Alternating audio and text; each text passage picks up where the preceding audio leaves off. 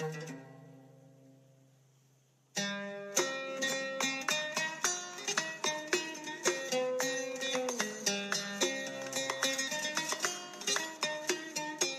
Ibn Fadlan was a 10th century Arab traveler.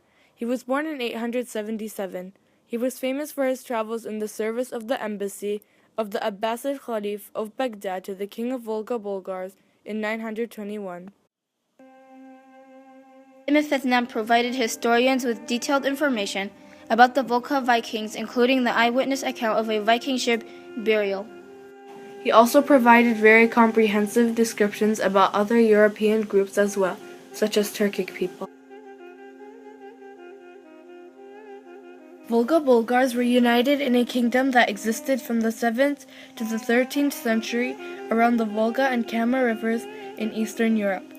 Now it is called European Russia. Information on the Volga Bulgars from first-hand sources are rather rare, and European historians often have to make references to the ancient worlds of the Arab, Persians, and Indian travelers for more detailed knowledge about them. What is agreed upon is that the Bulgars were subjects for the Khazarian Empire. The Khazars were ruling over the extended areas located between the Volga-Don steppes, eastern Crimea, and North Caucasus. The Khazars and Bulgars controlled the western part of the Silk Road and flourished on trade and traffic that it brought to their region. Their blooming period ended when the Rus took over their territory in the end of the 10th century. The Abbasid Khalif al-Muqtadar of Baghdad hired Ibn Fadlan as a messenger and sent him to the ruler of the Volga Bulgars. Al-Mish ibn Shilki had adopted Islam as a state religion, and Ibn Fadlan was sent to bring scholars and judges to the ally state. The mission was to teach the Bulgars the culture, values, and rights of his faith and culture.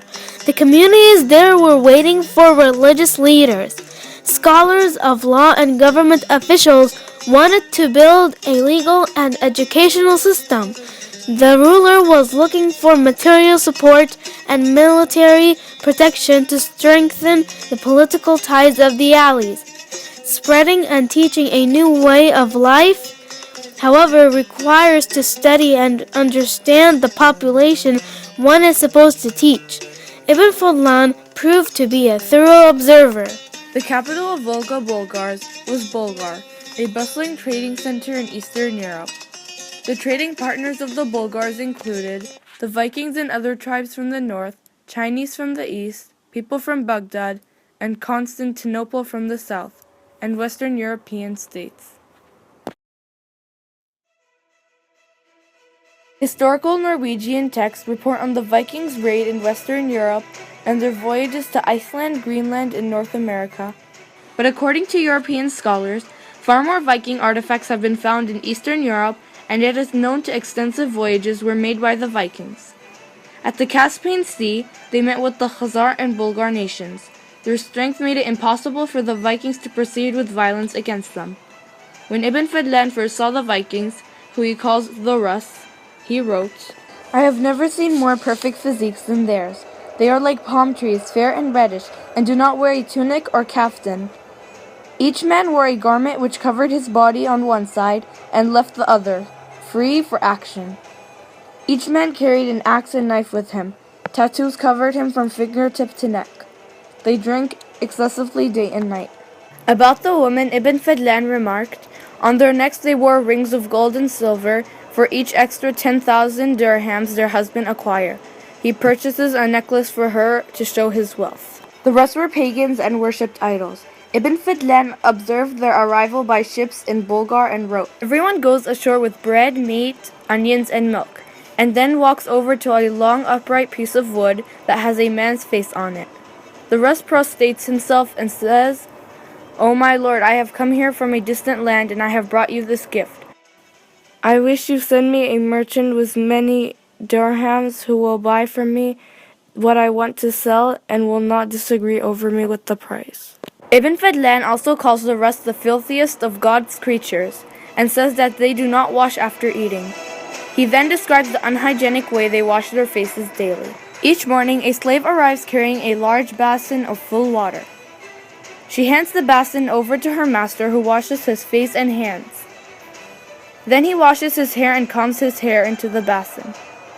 Then he goes to clean his nose into the basin. Then he spits in the basin. The slave girl then passes the basin to the next man, who does likewise.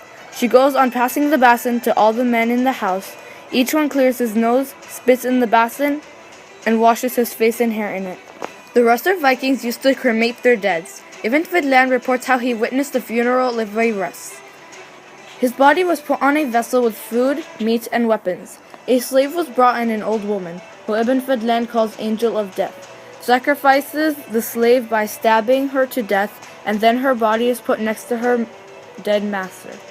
The vessel is then set on fire and sent out in the area until it turned into ashes. Ibn Fadlan became a source of great historical, geographical, and ethnographic interest because he not only possessed thoroughness in observation, but he also had an inquiring mind, which led him to bring back a mass of extremely important information on the Rus. As the author of the Vikings in History, F.D. Logan mentions no witness of the Vikings anywhere at any stage of their history provides more detailed and vivid account than Ibn Fadlan. Its accuracy is uncontested and its importance is obvious. The Norwegian descriptions of the Vikings' journeys were all written long after the trips ended. This undermines the validity of the text as historical source material. In Norwegian sources, the Vikings are mainly described as looting and plundering hordes who often portrayed the negative light. However, the finding on coins as far as the Islamic Empire and other artifacts attest to the fact that they were more than that. They were also traders, explorers, and laborers. The eyewitnesses' account of their journeys to the east confirm that these archaeological findings, and correct to some extent, are rather a bad image they have in the western part of Europe. Overall, there are very few contemporary witnesses' account about the ancient Eurasian states like the Bulgars and Khazars. Fortunately, Ibn Fadlan's observation on their culture were not only recorded by himself, but also through other historians. For example, the Arab geographer Yukat al-Hamawi wrote a work that was entitled Mujam al-Buldan, a dictionary of countries, in the 12th century. The Mujam is a vast geographical encyclopedia which summarizes nearly all medieval knowledge of the globe at the time. Hamawi used Ibn Fadlan's description as a primary source. He copied these texts from the Risala, letters, written by Ibn Fadlan. The fact that Hamawi copied from Ibn Fadlan as a primary source was important, because the Risala partly disappeared after that. It stayed lost for several centuries and was only recently discovered. Ahmed ibn Fadlan was a specialist on Islam jurisprudence and faith. He had been serving for some time in the court of the Khalif before he was sent on a historic mission. Other than the fact he was a traveler and a theologist, is little known about him.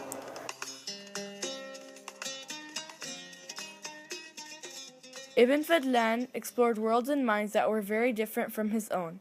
He met the Muslim Bulgars who needed his advice and expertise. He met Eurasia's Turkic people, and he took a close look at the culture that couldn't be more strange to him, the one of the Scandinavian Vikings. Ibn Fadlan documented diligently and in great detail all his observations. Most of his writings have survived or have been rediscovered or have been used by scholars and historians to document a part of history that was largely left blank. He not only enriched those he taught, but also his own people by bringing back with him the reports of his travels. He also keeps enriching our contemporary knowledge of the Turkic and Scandinavian Vikings. Modern Western scholars could not easily access and study the region's history because of its political situation that had lasted for decades. It is now ready to be rediscovered with the help of Ibn Fadlan's text and the point of view from the 21st century. The traveler about whom we know so little turned once more into an important source of knowledge and information. Long after the end of his voyages,